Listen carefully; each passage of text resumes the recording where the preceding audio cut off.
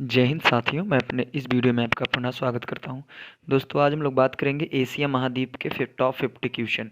तो ये हम उन्हीं क्वेश्चनों को यहाँ पर डिस्कस करेंगे जो आपके प्रत्येक कॉम्पिटिटिव एग्जाम के लिए बहुत ज़्यादा इंपॉर्टेंट होंगे। चाहे वो आप रेलवे की तैयारी कर रहे हो, एसएससी, बैंक, रेलवे, तो किसी भी कॉम्पिटिटिव एग्जाम की आप तैयारी कर रहे हो तो आपके लिए काफ़ी हेल्पफुल रहेगा वर्ल्ड जियोग्राफी से। तो आज एशिया महाद्वीप के हम लोग टॉप 50 क्वेश्चन को समझेंगे। तो फर्स्ट ऑफ ऑल हम ये समझते हैं कि जो एशिया कॉन्टिनेंट, एशिया महाद्वीप है, वास्तव में अगर उसको वर्ल्ड मैप में देखा जाए तो उसका एग्जैक्ट लोकेशन कहाँ पे है। सो आइए उसको पहले हम समझ लेते हैं, उसके बाद फिर हम लोग आगे टॉप क्वेश्चनों को बात करते हैं।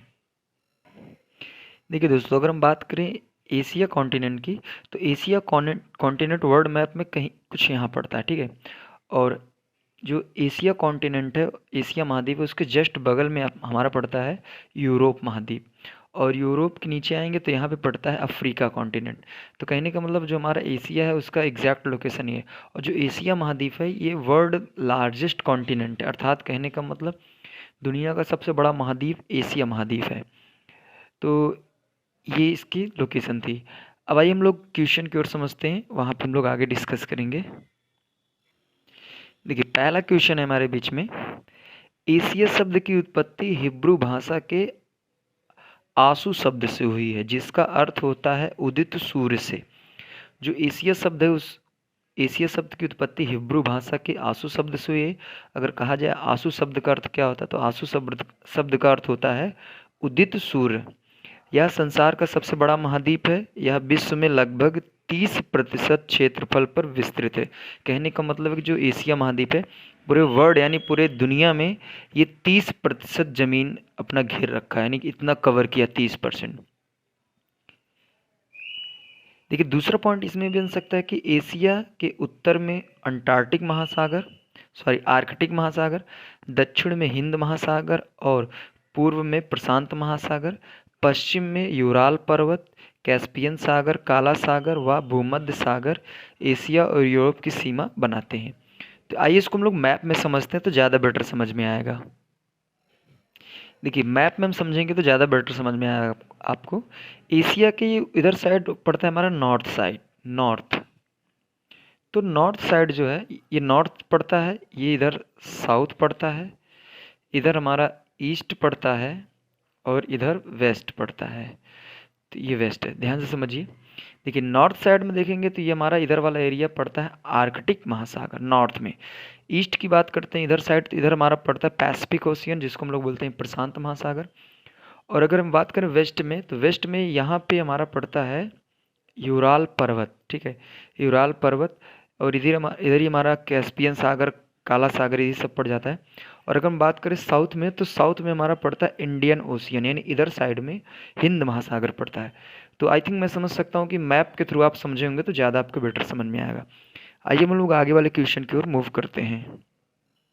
अगला पॉइंट इसमें ये बनेगा, जैसे यहाँ पे अगला क्वेश्चन है हमारा, लाल सागर और स्वेज नहर एशिया और अफ्रीका से अलग करता है। यानी कहने का मतलब यहाँ पे जो लाल सागर है और स्वेज नहर, ये दोनों अफ्रीका महाद्वीप और एशिया महाद्वीप को अलग कर देते हैं।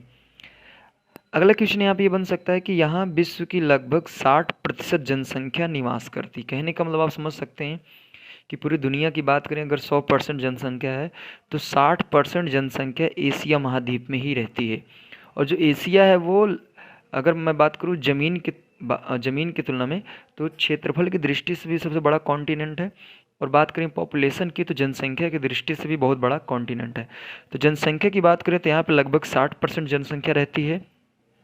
और हम बात करें कि एशिया का जो क्षेत्रफल है वो पूरे पृथ्वी के क्षेत्रफल का कितना परसेंट है, तो वो 30% है। तो ये ध्यान देना है।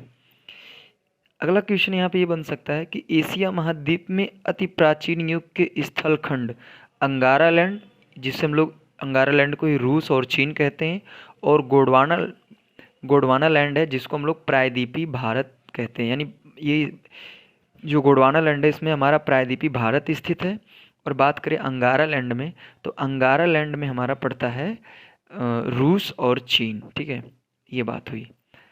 अब बात करते हैं अगला क्वेश्चन, इसमें ये बनेगा आपसे, एशिया में विश्व का सबसे ऊंचा पर्वत शिखर, यानी सबसे ऊंचा पर्वत जो शिखर है वो हिमालय पर्वत है। और अगर बात करें इसकी जो सबसे हाईएस्ट चोटी की, तो वो है माउंट एवरेस्ट, जिसकी लंबाई है 8,850 मीटर है। ठीक है, और ये जो माउंट एवरेस्ट की यानी जो सबसे टॉप चोटी है, वो एशिया के नेपाल में स्थित है, जहाँ पे इसे सागर माथा के नाम से जाना जाता है। यानी हम लोग इसको माउंट एवरेस्ट के नाम से जानते हैं, लेकिन नेपाल में लोग इसको सागर माथा के नाम से जानते हैं। एशिया से संबंधित अगला क्वेश्चन ये बन सकते हैं कि विश्व का सर्वाधिक विस्तृत पठार तिब्बत का पठार है, जो मध्य एशिया में लगभग 2 लाख वर्ग किलोमीटर क्षेत्रफल में विस्तृत है। तो आपको ये ध्यान देना है कि जो विश्व का सर्वाधिक यानी जो बड़ा पठार है वो तिब्बत का पठार है, जो मध्य एशिया में पड़ता है।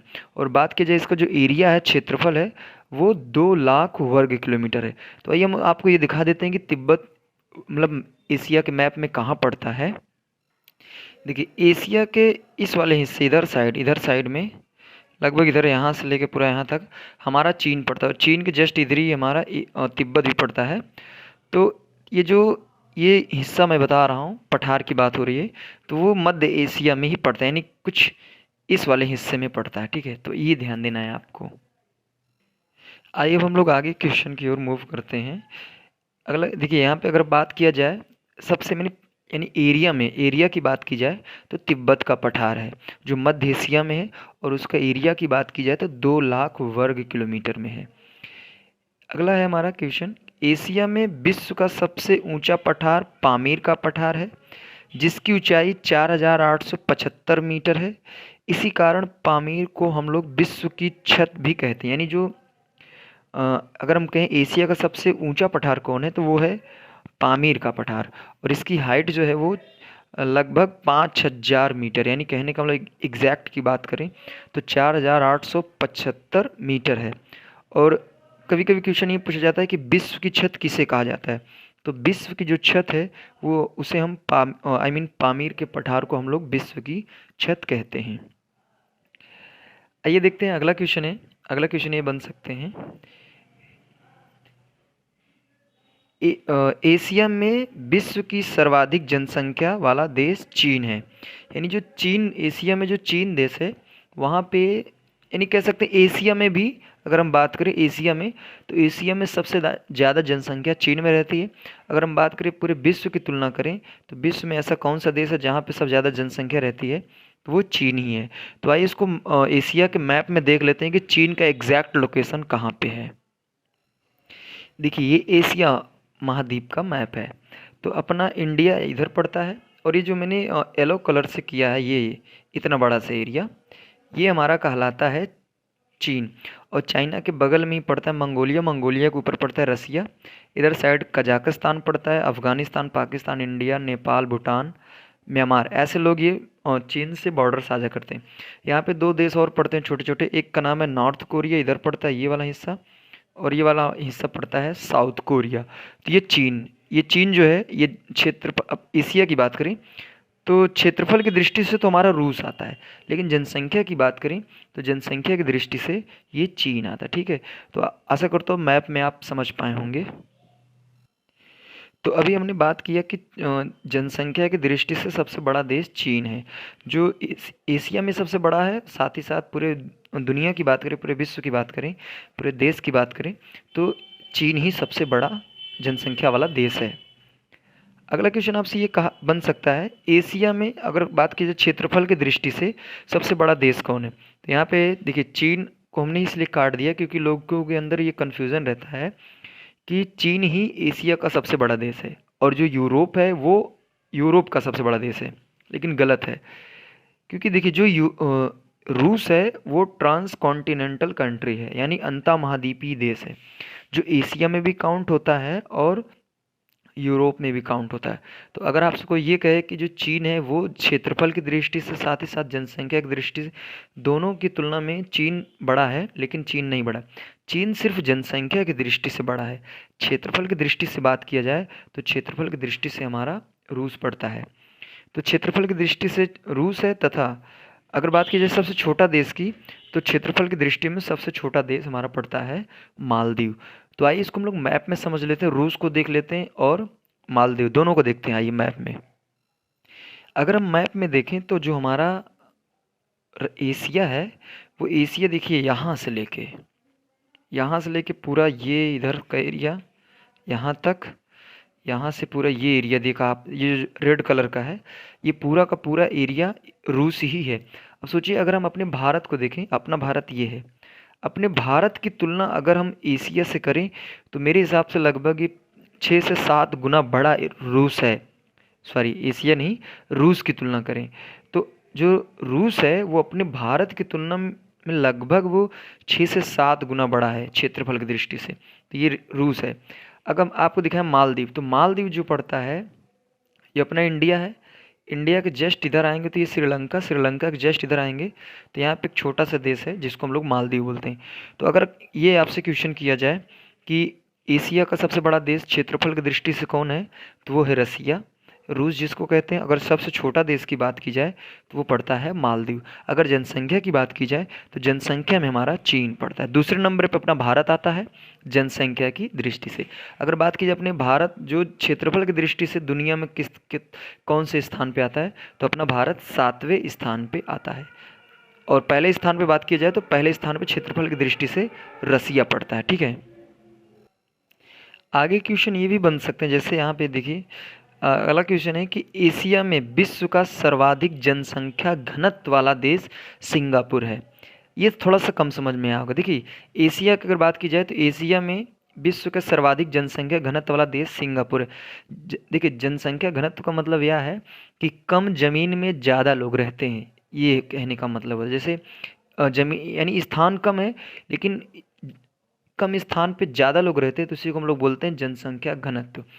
तो जैसे मान लीजिए हम बात करें रसिया की, रसिया में जनसंख्या अपने इंडिया से बहुत कम है लेकिन क्षेत्रफल की दृष्टि से देखा जाए तो कई गुना बड़ा है, लेकिन जनसंख्या की दृष्टि से देखा जाए तो बहुत कम है अपने भारत की तुलना में। तो ये कह सकते हैं कि जो अपना भारत है वो जनसंख्या घनत्व वाला देश, यानी कम स्थान पे ज़्यादा जनसंख्या रहती है, इसका मतलब ये होता है। इसमें और क्वेश्चन ये बन सकते हैं, जैसे यहाँ पे ये सबसे इंपॉर्टेंट क्वेश्चन आपके बीच में मैं ला रहा हूँ। देखिए एशिया के स्थल रुद्र देश, देखिए स्थल रुद्र का मतलब यह होता है कि एशिया के वे देश जो समुद्र से सीमा साझा नहीं करते हैं। तो आइए उनको हम समझ लेते हैं वो कौन कौन से देश हैं। तो जैसे कजाकिस्तान है, अफ़गानिस्तान है, Mongolia, Nepal, Bhutan, Turkmenistan, Uzbekistan, Kyrgyzstan, Tajikistan एवं लाओस। तो इतने ऐसे देश हैं जो कहने का मतलब समुद्र से सीमा साझा ही नहीं करते। तो आइए इनको मैप में दिखाते हैं, मैप में देखते हैं इनका एग्जैक्ट लोकेशन कहाँ कहाँ पड़ता है। देखिए दोस्तों यहाँ पे ये वाला देश, ये वाला हिस्सा जो है ये है तुर्कमेनिस्तान, तुर्कमेनिस्तान।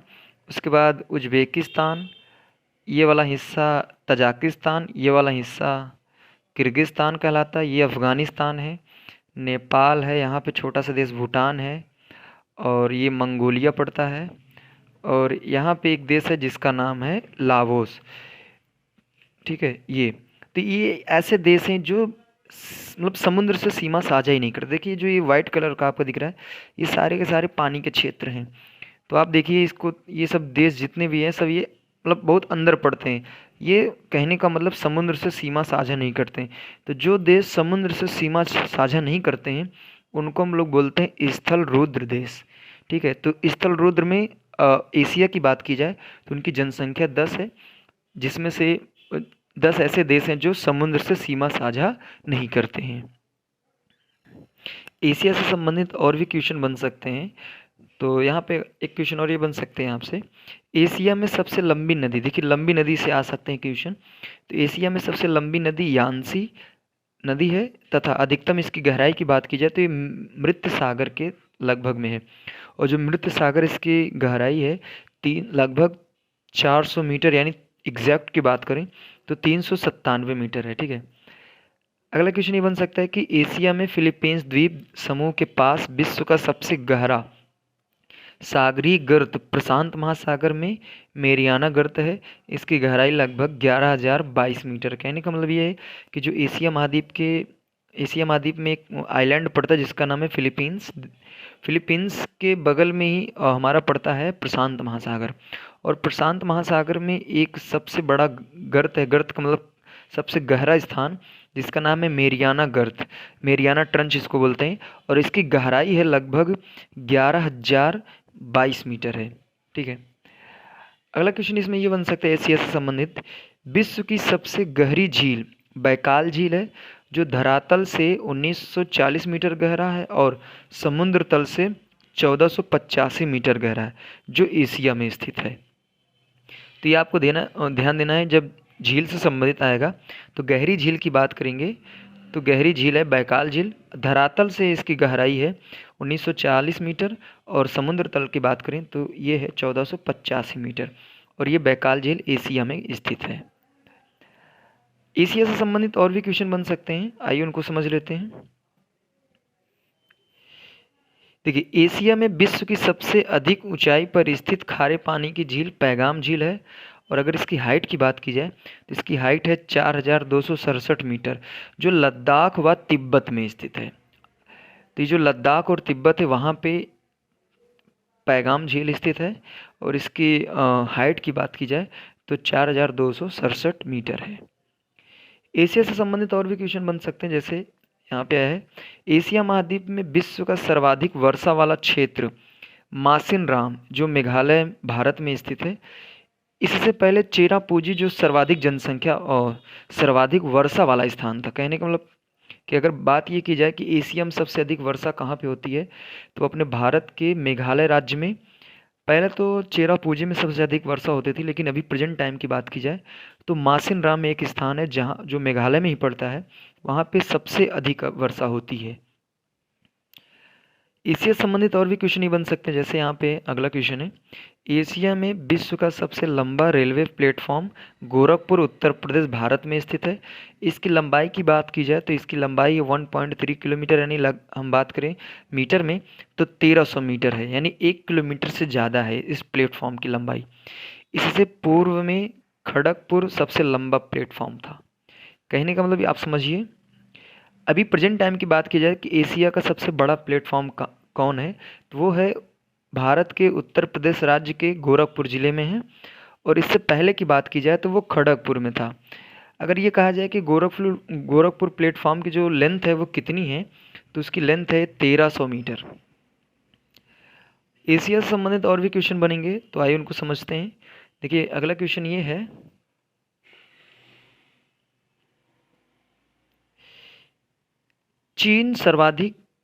चीन विश्व का सर्वाधिक मछली पकड़ने वाला देश है। अगर दूसरे स्थान की बात की जाए तो दूसरे स्थान पे जापान आता है।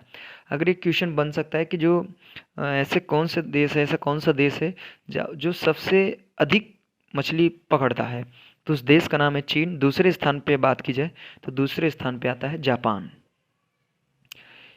अगला क्वेश्चन बनेगा, विश्व का सर्वाधिक समाचार पत्र पढ़ने वाला देश हांगकांग है।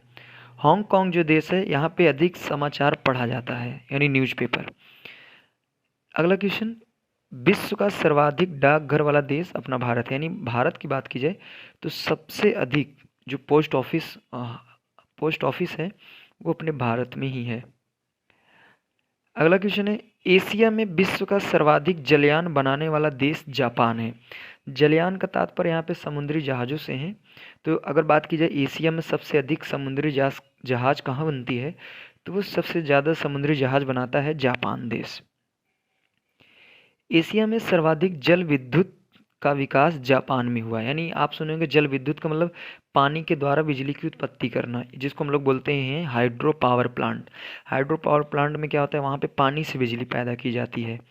तो अगर बात की जाए एशिया में सबसे ज़्यादा विकास कहाँ पे हुआ है, तो एशिया में सर्वाधिक जल विद्युत का विकास जापान में हुआ है।